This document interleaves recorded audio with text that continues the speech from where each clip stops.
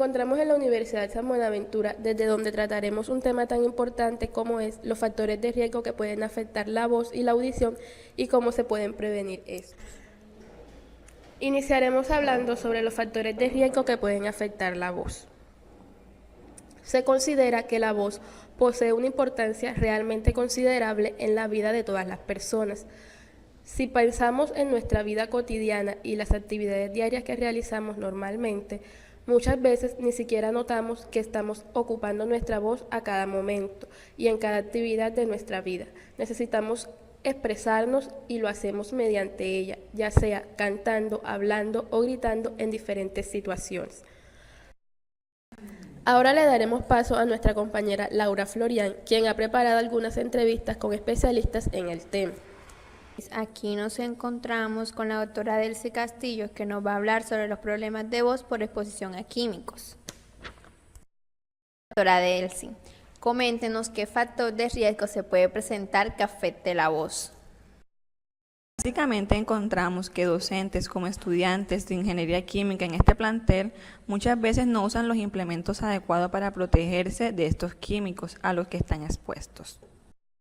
Ahora, ¿cómo afectan los químicos en nuestra voz? Hay que tener en cuenta que los químicos son irritantes, la contaminación y los gases nocivos no son nada buenos para nuestro sistema respiratorio, nuestra garganta y la voz, como tampoco lo es inhalar cualquier tipo de humo. Los químicos pueden afectar las cuerdas vocales, produciendo así un cáncer de estas, haciendo que se produzca una excesiva tos, dificultad en la deglución y problemas en el cuello. Coméntanos cómo podemos prevenir o cómo se puede prevenir la inhalación de químicos. Para prevenir la inhalación de químicos es indispensable utilizar como primera instancia tapabocas, así como guantes y una bata de laboratorio, para que así no estemos expuestos a estos. Si no utilizamos el tapabocas, la inhalación de estos químicos afectará nuestra voz, provocando alteraciones en esta, como puede ser una disfonía. Bueno, nos encontramos con la doctora Sara, que nos va a hablar sobre los problemas de voz que se presentan en los docentes. Doctora Sara, coméntenos si un docente puede padecer problemas de voz. Sí, porque tienden a tener cambios de intensidad de la voz por ruidos dentro y fuera del aula, por el tiempo de la jornada laboral y por la cantidad de estudiantes que manejen. Who's sleeping now? Who's sleeping now? Give me the answer. Who wants to give me the answer? Who's sleeping now? Who's sleeping now? Victoria is sleeping now. Excellent. Now, answer. ¿Cuáles son los factores de riesgo de voz en un docente?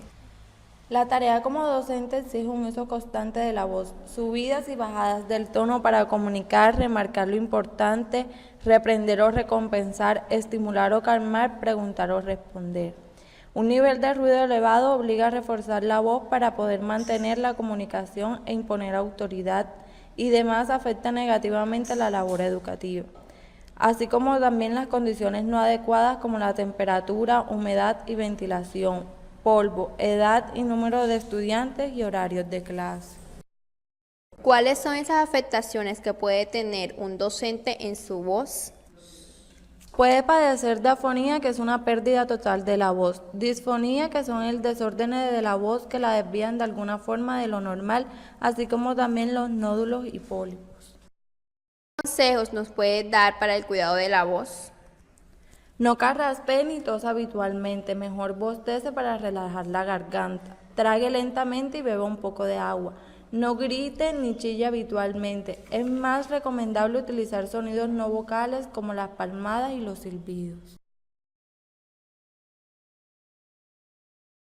Voy a invitar al doctor Jaime, que nos va a referir los problemas de la voz por cambios de temperatura bruscos.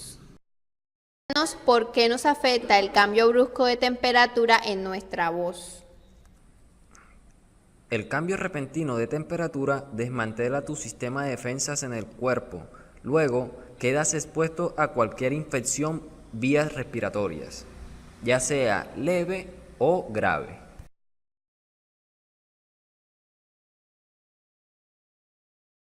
¿Qué recomendaciones harías para esto?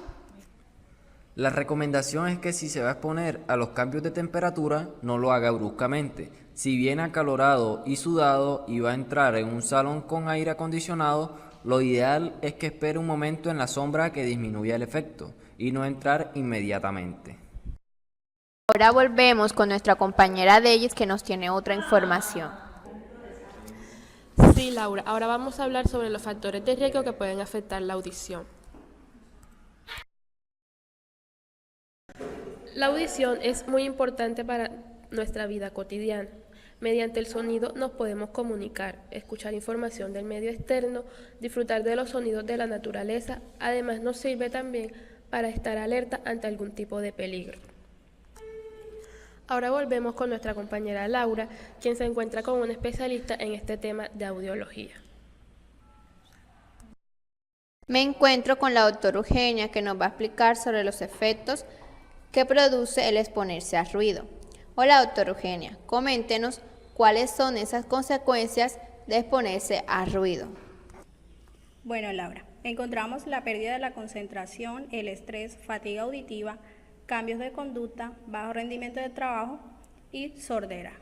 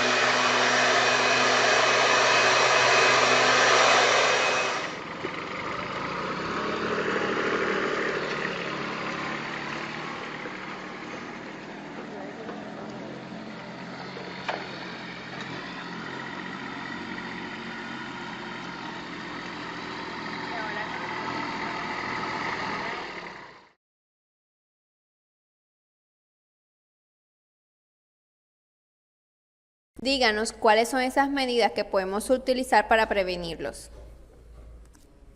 Reducir el tiempo de exposición al ruido, reposo auditivo, utilización de protectores auditivos y concientizar a los trabajadores de ellos. ¿Qué factores nos puedes mencionar que se estén presentando en esta universidad? Algunos de los factores que podemos encontrar serían los trabajadores de servicio general que utilizan las sopladoras para barrer las hojas. Otros serían los estudiantes que tienen un uso excesivo de los reproductores de música. Los celadores que se encuentran en la portería de la universidad por el ruido de los carros y los docentes por el ruido de los abanicos. La entrevista y volvemos con nuestra compañera Deyes. Estos son los factores de riesgo más frecuentes en la Universidad de San Buenaventura. Muchas gracias.